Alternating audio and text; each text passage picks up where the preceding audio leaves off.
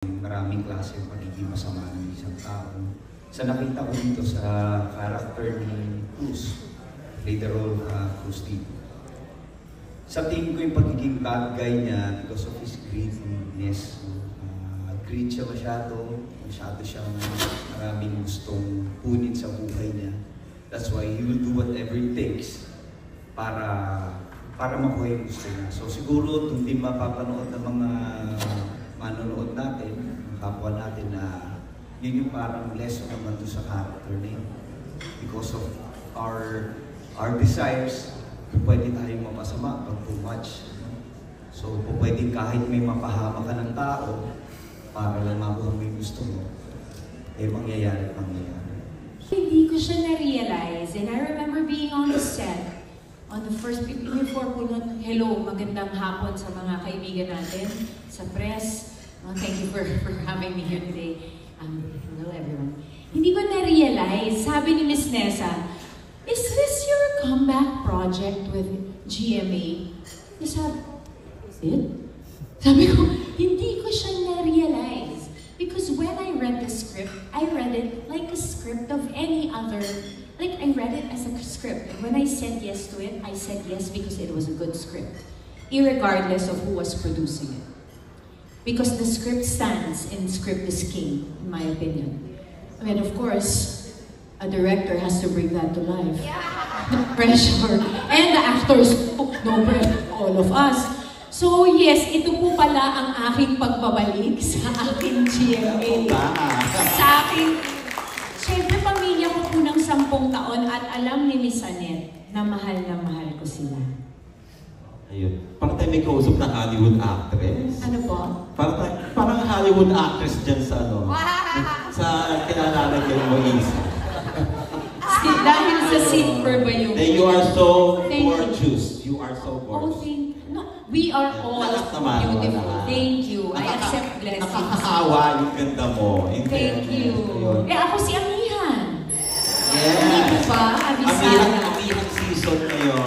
Yes, ang anak ko po ay Amihan din. Amihan season. Yeah. And how is it working again with Dennis, with Wendell, yung mga OG ng sa mga kapuso? Mga high school friends namin, yan.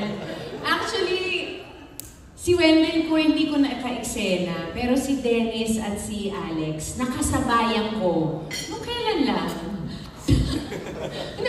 May mga 5 years ago, tiyamo tayo. Pero kami, Globe TVC. First time namin ni Dennis talaga mag-act together in a scene. Kasi kahit dun sa Globe TVC namin dati, separate kami na nag-shoot.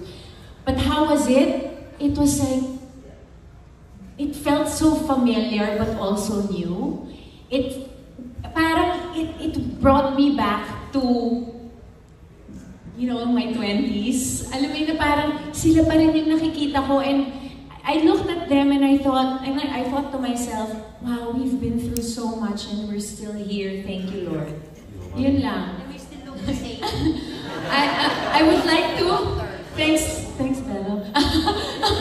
No, but yun lang yung parang hindi po kasi lahat ay andito pa. For whatever reason. Pwedeng ayaw na nila, pwedeng, you know, parang the fact that we're still here, we're doing these projects. Wendell, when I saw him today, parang, praise God. Thank you for work. Thank you for meaningful and impactful work, which I think Green Bones is. Mensahe para sa mga PDL na nawawalan ng pag-asa. Siguro lagi nyo na po tatandaan na walang sino man ang kayang maghusga ng inyong mga hinaharap. Maaaring nakagawa ito ng mga pagkakamali noong nakaraan. Pero hindi ibig sabihin nun habang buhay na kayong masama. At hanggat nananalig kayo sa ating Panginoon Diyos na meron siyang inilalaan na magandang buhay para sa ating lahat, mangyayari yan. At kung talagang malinaw sa inyo at seryoso kayo sa pagbabagong buhay, kailangan yung paniwalaan at panindigan ang inyong desisyon at patuloy na mabuhay na may karangalan at pagtitiwala sa ating Panginoon Diyos. Ayan po. Ako Ako naman siguro, masasabi ko lang sa kanila na hanggat nabubuhay ang isang tao, lagi yan may pag-asa. Ang tao talagang walang perfecto, lagi nagkakamali yan, and kailangan lagi siyang bigyan din ng chance para magbago. Tayo, wala tayong pinagkaiba sa mga PDL. Nagkataon lang na hindi tayo nakakulong, pero pare-pareho tayo nagkakamali. At dun sa mga pagkakamaling yun, dun tayo natututo at nabubuhay yung ating pagkatao. Kaya habang nabubuhay ang isang tao, habang nagkakamali, bigyan niyo lang siya lagi ng pag-asa na magbago para may-correct lahat ng mga pagkakamali niya at mas maging mabuting tao siya. Official entry for the 50th Metro Manila Film Festival, ang Green Rose. Sigurado kong bubuhos ng pag-asa ngayong Pasko. Maraming salamat rin. Ako po si Ate Marami, ang inyong host. And importantly, and this exciting afternoon, we present to you once again, Green Rose Official Trailer. Thank you. Nagbibigyan mo sa inyo ng pagkakataon. May tinanimanan. Ang tanong na, kung anong klaseng tao ang lalabas sa kanilang dulo.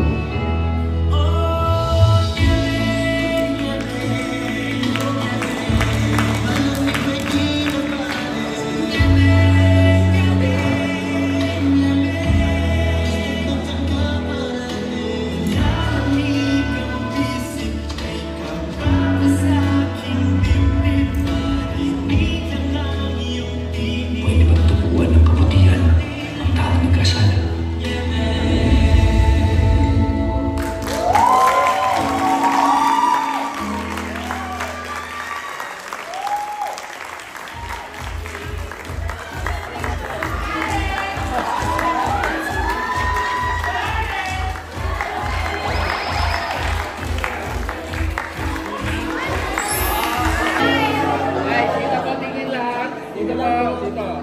Ready, 1, 2, like.